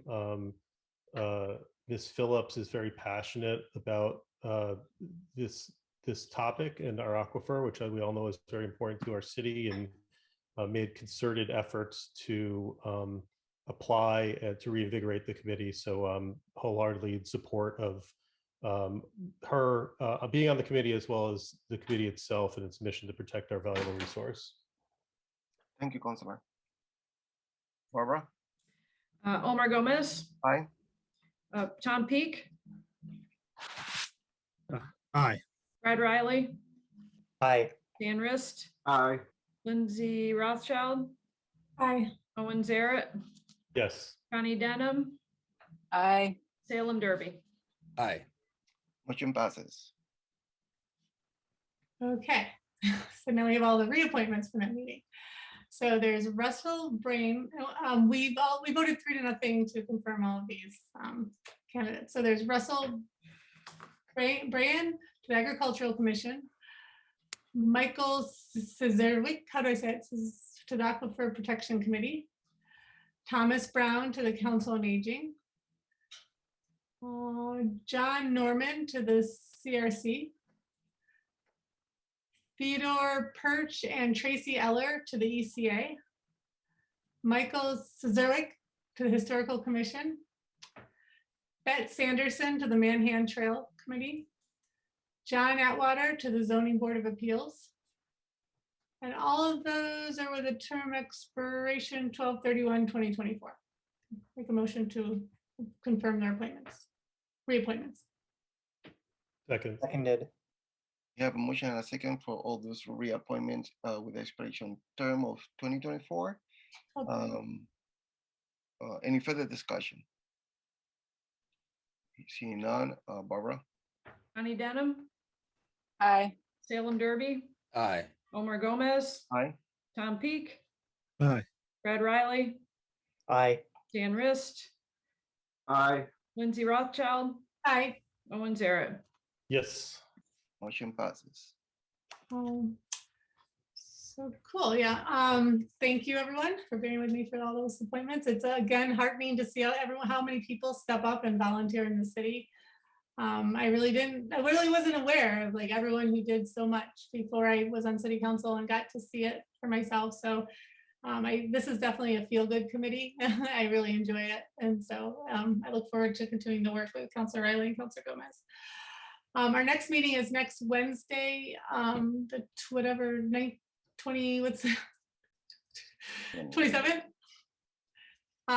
Next Wednesday at 4 o'clock. Thank you, and best concludes. Thank you, Councilor Rothschild. Ordinance, Vice President Derby. Thank you, Mr. President. I'm going to start with some housekeeping. I would like to request in the form of a motion a 90-day extension for all of our items excluding the Juneteenth resolution. Second. We have a motion and a second to for extension of 90 days for those items that Vice President Derby mentioned. Any further discussion? Seeing none, Barbara? Salem Derby, Aye. Omar Gomez, Aye. Tom Peak, Aye. Fred Riley, Aye. Dan Rist, Aye. Lindsay Rothschild, Aye. Owen Zaret, Yes. Connie Denham. Aye. Motion passes. Thank you. A little bit more housekeeping. We have received a request from the property owner at 7 Groveland Street to remove without prejudice their request to rezone their parcel.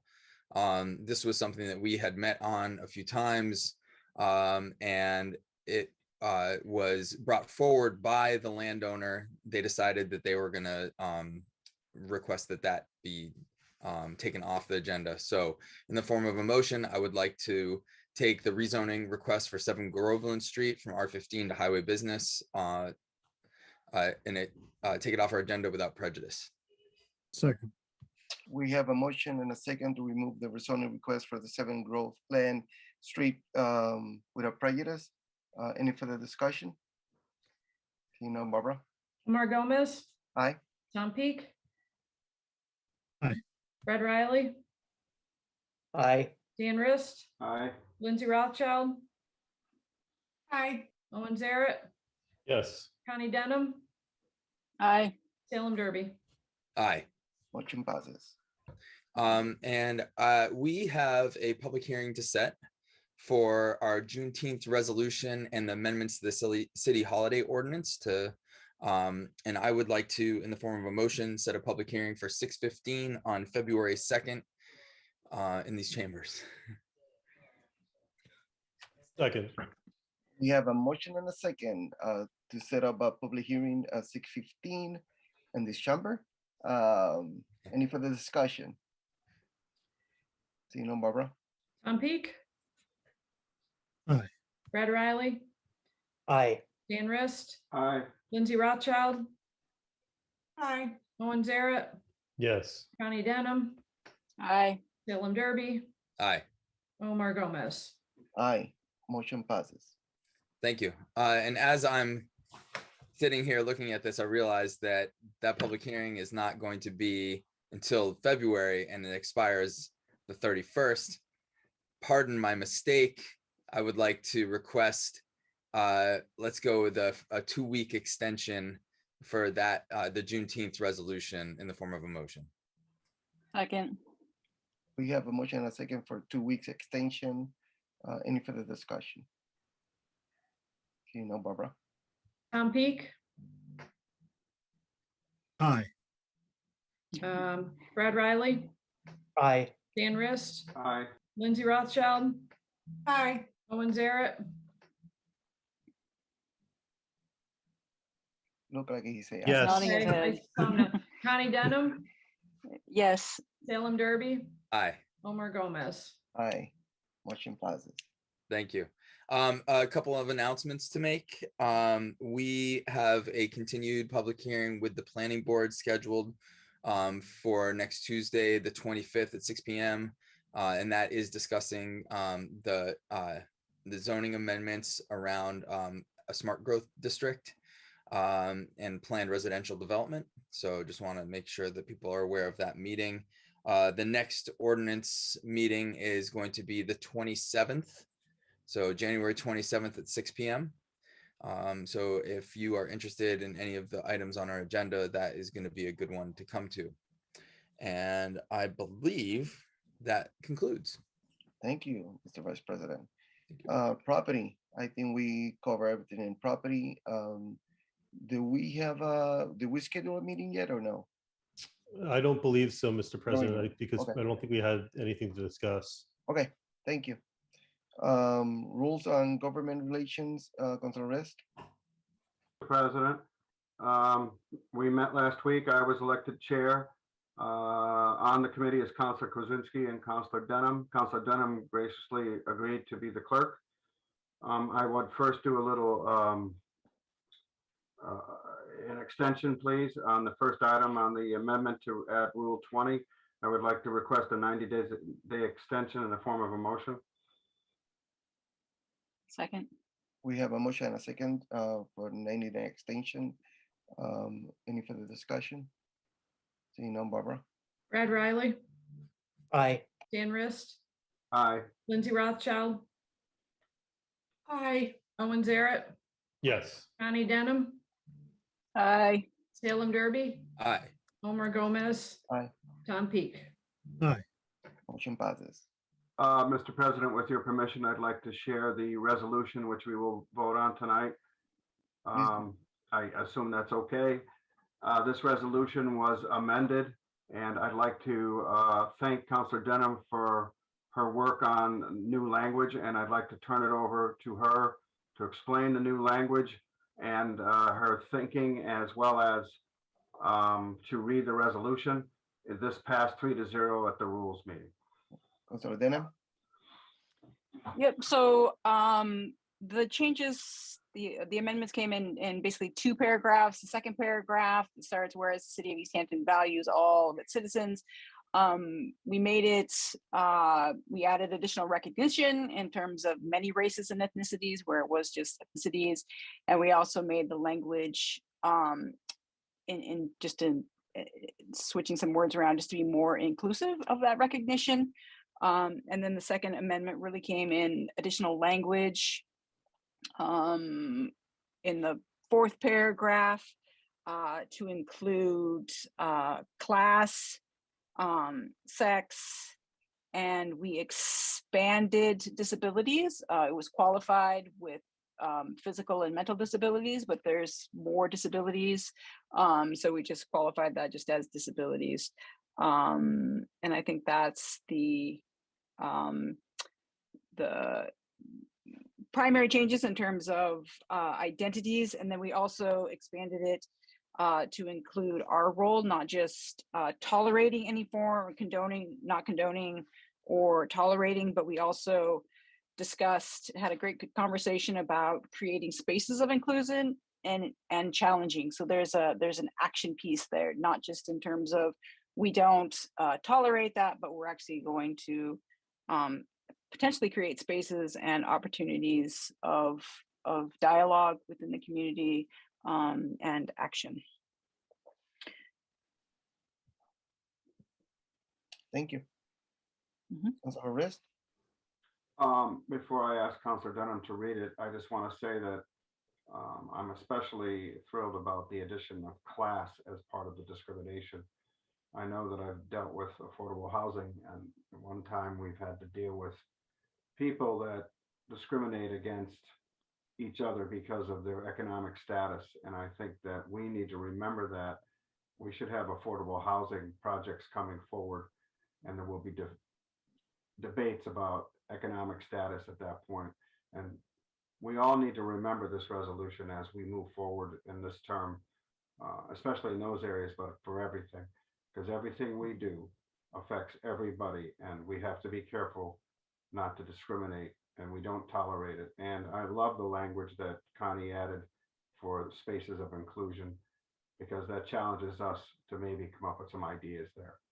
So I'd like, Mr. President, if that's all right, I'd like Councilor Denham to read the resolution, as she did a lot of the work on this. Thank you, Councilor Rist. Councilor Denham. Yeah, so I move that city council adopts the amended resolution pertaining to discrimination and tolerance as follows.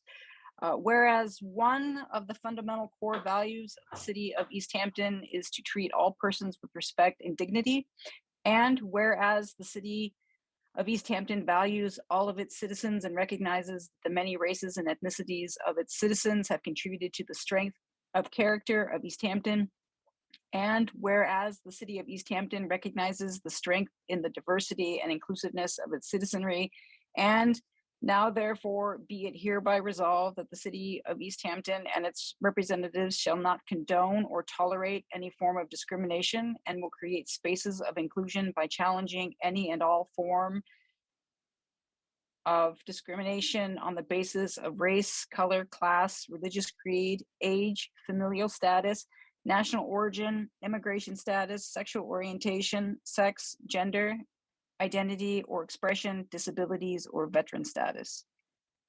Second. We have a motion and a second to approve the resolution or Easthampton City Council resolution pertaining to discrimination and intolerance. Any further discussion? Councilor Sarek. Just a quick thank you to my new colleague, Councilor Denham. You know, we've been reaffirming this for the brief time I've been on the council, and you know, one of the great things about turnover and new members is new sets of eyes and ideals and experience. So I just wanted to thank you for recognizing how we could take a good document and make it better. There's always room for improvement, and this is clearly one of those cases. So thank you very much. Thank you, Councilor. Any other councilor? Seeing none, Barbara? I just want, Connie, I noticed that there was an S missing on form, and I'll add it. Yeah. I noticed Okay. you hesitated, so I'll fix that. Dan Rust, Aye. Lindsay Rothschild, Aye. Owen Zaret, Yes. Connie Denham, Aye. Salem Derby, Aye. Omar Gomez, Aye. Tom Peak, Aye. Brad Riley. Aye. Motion passes. The Rules Committee has no further meetings scheduled. We will deal with Rule 20 when we get closer to getting back in chambers, which I hope will be this spring, maybe. Who knows? So that concludes, Mr. President. Thank you, Councilor Rest. Ad hoc committee, we have the Senior Tax Work Off Committee. We don't have Councilor Kuczynski. He didn't send me anything either. Nothing, all businesses are pending. We have new businesses. Vice President Derby. Thank you, Mr. President. I'm going to start with the 3 mayoral appointments. I would like to send the mayoral appointments of Zachary Banas for affordable and fair housing, expiration term 12/31/2022, Molly Goodwin on the Commission of Disability, 12/31/2022, and Stanley Diamond, Commission on Disability, 12/31/2022, to the appointment subcommittee. Second. Okay. We have a motion and a second for to send these 3 new appointments to the Appointments Committee with the expiration term of 12/31/2022. Any further discussion? Seeing none, Barbara. Lindsay Rothschild, Yes. Owen Zaret, Yes. Connie Denham, Aye. Salem Derby, Aye. Omar Gomez, Aye. Tom Peak, Aye. Brad Riley, Aye. and Dan Rust. Aye. Motion passes.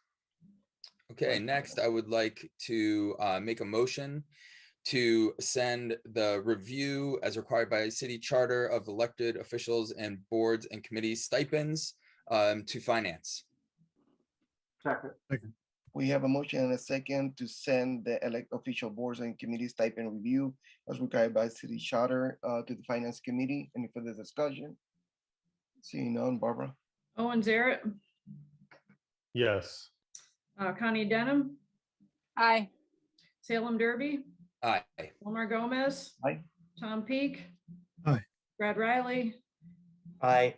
Dan Rust, Aye. Lindsay Rothschild. Aye. Motion passes. Thank you. Next on the docket, I would like to move that we send the 2021 Fire Department Annual Report to Public Safety. Second. We have a motion and a second to move the 2021 Fire Department Annual Report to the Public Safety Committee. Any further discussion? Seeing none, Barbara? Connie Denham, Aye. Salem Derby, Aye. Omar Gomez, Aye. Tom Peak. Aye. Brad Riley, Aye.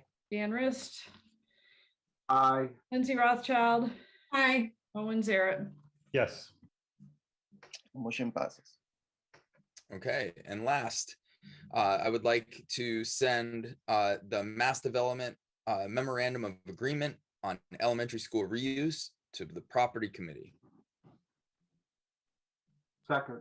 We have a motion and a second to send the Mass Development Memorandum of Agreement, Elementary School Reuse to the Property Committee. Any further discussion? Seeing none, Barbara? Salem Derby, Aye. Omar Gomez, Aye. Tom Peak. Aye. Brad Riley, Aye. Dan Rist, Aye. Lindsay Rothschild, Aye. Owen Zaret, Yes. Connie Denham. Aye. Motion passes. So look like we do all the report standing, all Okay. business, new business, and Um, Barbara? I just, at the last meeting, there were 3 committees that hadn't said who, what their reorganization was. Now I know Salem announced, well, told me ordinance rules. Dan told me, but Owen, I'm not sure you announced who your chair and clerk were. That's a public safety? No, or property, whoever's property. Property is JP is the Oh. chair and Owen is the clerk. Oh, okay. In ordinance, we have Salem and, And Lindsay's our clerk and Tom as well. okay. Okay. Okay. Thank you. We'll take a motion to adjourn. So moved. So moved. Second. We have a motion and a second to adjourn. Barbara? Omar Gomez, Aye. Tom Peak. Aye. Brad Riley, Aye. Dan Rist, Aye. Lindsay Rothschild, Aye. Owen Zaret, Yes. Connie Denham, Aye. and Salem Derby. Aye. Motion passes. Everybody have a great evening. Thank you, everybody. See you soon. Thanks. Recording stopped.